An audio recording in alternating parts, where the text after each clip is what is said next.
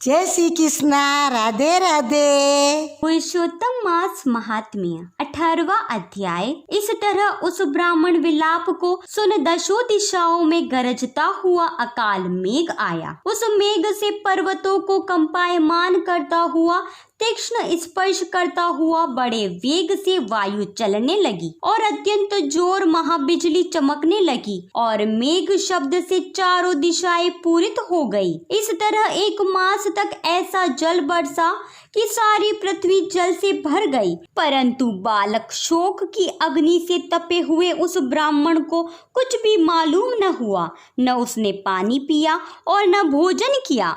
पुत्र पुत्र इस तरह पुकारते हुए ही सारा मास व्यतीत हो गया। वह मास श्री कृष्ण का प्रिय पुरुषोत्तम मास था।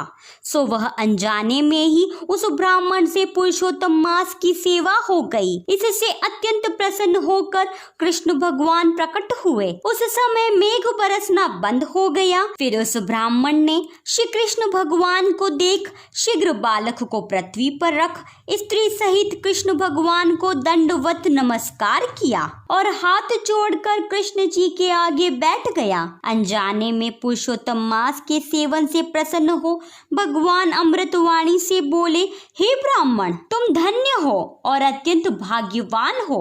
जो कुछ होने वाला है सो सुनो, मैं कहता हूँ। हे ब्राह्मण, तेरे इस बालक की 12,000 वर्ष की आयु होगी। हे दिव्य ज्योतम, तेरे को सुख देने वाला बालक होगा, इसमें कोई संदेह नहीं। मैंने तुझको पुत्र दिया। नारायण बोले, हे नारद, भगवान के इतना कहने पर उस ब्राह्मण का बालक जीवित होकर उठ बैठा और ब्राह्मण और उसकी स्त्री दोनों बालक को देख महा आनंदित हुए और देवता भी फूलों की वर्षा करने लगे। शुक्रदेव जी तोता ने दोनों माता पिता तथा श्री हरि को प्रणाम किया और गरुड़ भी पुत्र सहित ब्राह्मण को देख अत्यंत प्रसन्न हुआ। तब ब्राह्मण आश्चर्य युक्त होकर श्री हरि को प्रणाम कर हाथ जोड़कर गदगद वाणी से संशय काटने के लिए आनंद सहित भगवान से पूछने लगा, हे भगवान, मेरे 4,000 वर्ष तक निरंतर महाकठिन तप करने पर